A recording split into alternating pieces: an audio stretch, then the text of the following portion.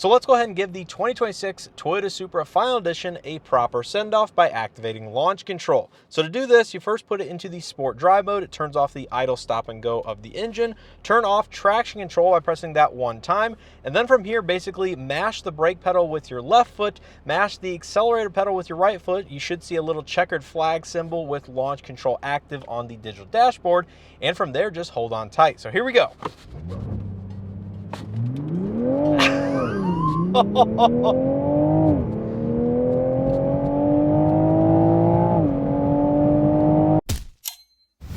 this time we'll go ahead and leave the traction control turned on, hopefully get a little bit more traction out of the rear wheel drive architecture, and here we go.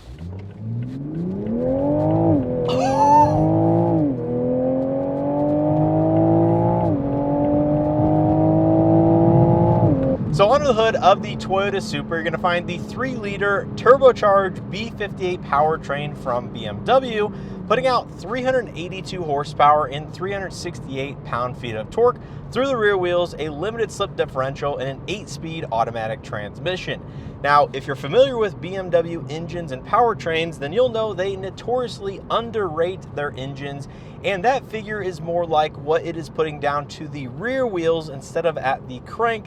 So this vehicle really puts out north of 400 horsepower and likely similar amounts of torque, which is absolutely a blast and one of the best characteristics of this vehicle, given it weighs in just over 3,400 pounds or so in its really heaviest configuration. So this is a very light vehicle for 400 plus horsepower, and it provides more than adequate acceleration with a 0 to 60 time in optimal conditions. Granted, you can put the power down to the ground in right around 4 seconds. Now this is the B58 version of this engine, not the S58 that is found in the current M2 and some of their other vehicles, and it's a little bit older in terms of its architecture and design, internals, things like that, but that doesn't mean it is slouching or lacking on the performance, and is still a very capable engine and one that makes the Supra really as similar as possible in today's day and age from an economic and financial standpoint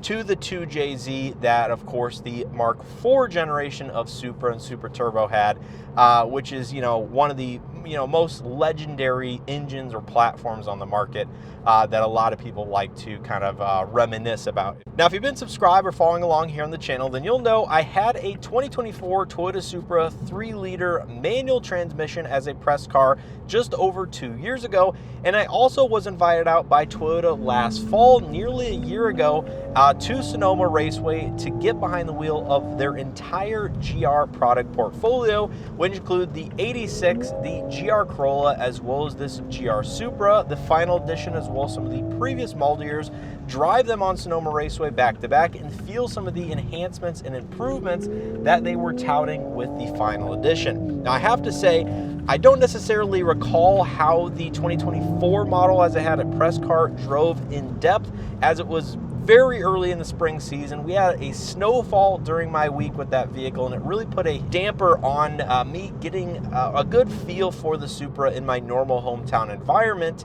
However, after spending the last 6 days behind the wheel of this 2026 Final Edition, I am so glad I had the opportunity to live with this vehicle and really bookend my time with the Supra and the current Mark V generation, given this is the final farewell or final send-off for the Mark V, as there will not be a 2027 model year and likely a little bit of a break between any products that Toyota would self-develop internally, given this was a joint venture with BMW in the current generation Z4. But as usual, starting out with visibility behind the wheel of the Supra, it's actually extremely good for a very small sports car and coupe that typically offers limited visibility. So with the seat in its lowest seating position, I still have a very great viewpoint out of the front of the vehicle. You can see the hood and kind of where the two front fenders are positioned. The A-pillar is a little bit on the larger side, but does not get in the way whatsoever. The mirrors are actually reasonably sized and easy to see out of course, standard blind spot detection.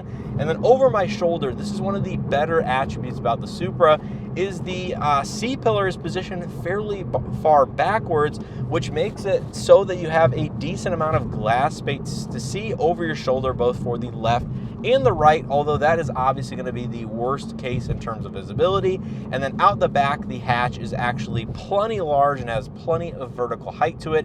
And I love the fact that you can see the carbon fiber rear spoiler on this final edition. Now, in terms of ride quality, one of the major changes that was addressed for the final edition is the electronically controlled adaptive suspension system. Toyota went ahead and retuned and reprogrammed these dampers to provide a better, well-controlled, well-damped experience, get rid of some of the criticisms of some of the previous model years of this vehicle in terms of the front to rear connection that were found when really pushing this platform. And I have to say, out here on the road in my normal day-to-day driving, in the normal and sport drive modes, I found the ride quality to be really what you'd expect for a low-slung sports car with this one, with, relatively small sidewall tires and a relatively stiff suspension. Now, in terms of the seats themselves, this is actually quite a nice or positive factor of the Supra, is that you have these nice suede Alcantara insert leather performance bolstered seats with power adjustments on both the left and right side respectively. Unfortunately, they're only heated, they're not ventilated, and that's not offered in the current generation Supra. I wish it was, but even with that being said, they're actually reasonably comfortable seats, and me being 5'9" with my spinal fusion, so I have a slightly longer torso than the average 5'9" individual, I would say if you're around 5'9" to maybe upwards of 6 feet tall, you will fit perfectly inside of the Supra, and it's really a good fit in terms of space inside of the cockpit. There is a good amount of padding here on the right side of your right knee, so even though you are resting up on the center console, it's very well cushioned, and the ergonomics inside this cabin are, for the most part, okay, but there are a couple major, I would say, issues in terms of layout that make this vehicle a little bit more difficult to use. Now, this vehicle unfortunately soldiered on through its entire lifespan with the older generation of the iDrive BMW infotainment system, which is a touchscreen. It features Apple CarPlay, but not Android Auto, which is one of my biggest detriments or dislikes of this platform, given I am a Google Pixel owner. So I had to suffer this week with Bluetooth streaming audio, a very clunky system, and you have the nice multimedia controller down here in the center console, but like I said, it's just an older system at this point. It really needed updated, and if you have Apple CarPlay, it's probably in your favor to use that, because I'm personally not a fan of the iDrive system, although this, like I said, is the last generation system, not their latest, most greatest. Now, along with that is the digital gauge cluster, which is fairly dim, hard to see at times, although for the most part, it's reasonably backlit and is very easy in terms of its layout. There's not a lot of customization that you can do with this digital gauge cluster. The steering wheel has a lot of tilt telescopic adjustment. You have paddle shifters for the 8-speed automatic if you opt for that transmission on the backside, and then you have the adaptive cruise control, audio multimedia. It's all relatively easy to use. I will say there are a few controls on the interior, mainly the dual zone automatic climate control, that make this vehicle just a little bit quirky to live with, especially because it's been extremely hot the entire week I've had this vehicle. It's over 91 degrees currently outside, and living with this dual zone automatic climate control from BMW is absolutely infuriating. If you're using the auto function, it literally caps the fan speed at like low speed. It's on auto right now. I'm filming. It's actually working out great. But if you want to cool down this interior cabin and get the fan speed ramped up, you have to manually operate it or hit max AC over here, which will automatically bring the fan speed up to maximum, bring the temperature down to 60, and that is really a terrible system in terms of the dual zone climate control. Now, getting onto the interstate here, putting the vehicle in sport mode, this thing handles, oh my goodness. Oh my goodness. Out here on the interstate, this vehicle does feature BMW/Toyota safety sense, with adaptive cruise control and some of the basic driver assist functionalities. So activating cruise control, easy as turning it on, and then it will automatically set you at a distance that you used previously. You can adjust the distance up and down between 4 different radar cruise control distances. You have lane keeping assist, although it's not really a lane centering system. And of course you have the blind spot detection, I believe automatic high beam assist, and things that you'd expect in a vehicle of this price point. Now with that being said, the driver assistance has worked well. I've not really used it all that much, as I've not done a lot of interstate or cruising just down the back road, for example. Over these varying types of pavement, that's really where you start to understand that this vehicle is designed for a purpose, and it's not necessarily overall comfort and quietness in the cabin, as the road noise coming up from the floor or the ground really makes its way to the cabin over the kind of certain concrete or more coarse environments, where on some of these smooth brand new surfaces it quiets down quite a bit, and that could be due to the tires that are mounted on the vehicle more so than the actual design. But nonetheless, it's not a whisper quiet cabin. But I think it is acceptable for a vehicle that's, offering the performance and characteristics like this. And really, you might have the windows down a fair amount to listen to that valved dual mode exhaust with the pops and burbles.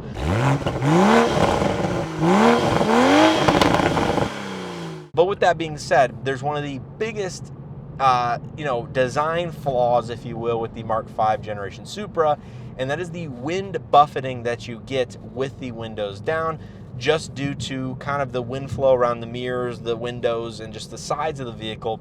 At certain speeds, it gets really bad, and Toyota has done the best that they could to kind of resolve or dampen this severity of this issue, but it's really big, major design oversight, and given I like to have the windows down as much as possible, it is frustrating to actually feel that pressure inside of this cabin. The wireless charger is not in a great position if you get the manual or the automatic transmission, given it's tucked behind this cavity up there, kind of in front of the shifter, and you only have USB-A charge and data ports here in the center cockpit area. You have a 12-volt outlet. You do, however, have 2 cup holders in the center console area, which I've used every single day, and they have absolutely come in handy. And overall, I think the space utilization in the cabin is really not terrible for a sports car 2-seater configuration, and it's not an unpleasant place to be, especially if you're using this vehicle as a second or third vehicle within your garage and not living with it on a daily basis. Now, that's kind of what I wanted to get into towards the end of this video, is that the Mark V Supra, given my limited amount of time living with this vehicle and kind of my impressions of watching other reviewers, other journalists, and other people own this vehicle, everybody has different impressions with it. And for me personally, it's a vehicle that I thought maybe I would want to strive to own at one point in time. And I still think that is true to a certain standpoint. However, after finally spending a full week behind the wheel with the Supra, I have to say it would have to come at a fairly low price point on the used market, and as a second or third vehicle, not a primary daily driver, because it's flawed in too many daily driver ways. Even if it's only during the spring, summer, and fall months of the year, that, at a $71,000 price point, I get that this is targeting performance, certain types of autocross, auto sports, or track driving with it. But I see most of these cars driving around on the street at the end of the day, and this may or may not be a primarily daily driver for those individuals that own one of these. So for me, I think the Supra in its current iteration, despite all of the modifications and changes that Toyota did for the final edition to make this vehicle drive, perform, and really be as optimal as possible with what they had to work with, it's just not worth the $71,000 to $80,000+ price point that you might see dealers wanting to charge for this vehicle, given it's limited to 1,300 units produced in the final model year, final edition. So once this vehicle gets on the used market for a number of years, I see the earlier 2020, 2021 models going for right around $50,000 with average miles and average condition. I think once these get down to $30,000 to $40,000, if they hit that price point, they'll really become a performance value and a performance bargain for a fun toy in your garage lineup. And I think that's what's unfortunate about these vehicles, is that they gotten a little bit more expensive than maybe the average person wants to spend brand new. Toyota in the past has had a history of people kind of wanting the sports cars that they produce after they ended the model year or just production run of those vehicles. With the Mark IV Supra, for example, that became even more collectible and more desirable well after it was built out in that generation. And, even though they built, several thousand of these vehicles, the prices just kind of keep going up. And I hope that's not the case with the Mark V, because it's a really special car. It's one that deserves to be recognized for all of the, design, performance that it offers, the driving dynamics and manners, especially with this final edition that I'm driving here, because there was a serious effort made to really collaborate with BMW and make this something special. I think that's ultimately, how I'm going to leave off this video, is that the Supra offers tremendous performance, a tremendous special, unique experience with the hyper smooth B58 turbocharged inline six underneath the hood. The manual and the automatic transmissions are fantastic, whichever one you pick. So that's going to do it here for my final review and impressions of the 2026 Toyota Supra Final Edition. I want to give a huge thanks to Toyota for sending this vehicle out for me to test, review, and to live with for the last week, as well as inviting me out to Sonoma Raceway last fall to get behind the wheel of the entire GR product portfolio and experience the vehicles for myself. Let me know your thoughts, opinions, or any questions you have down in the comment section below. As always, I appreciate the continued support and you guys for watching. Hit that like button, subscribe if you guys haven't already. Check out my past, prior Supra content. All of that is very much still relevant. And with all being said, I appreciate your support and hope to see you guys in the next one.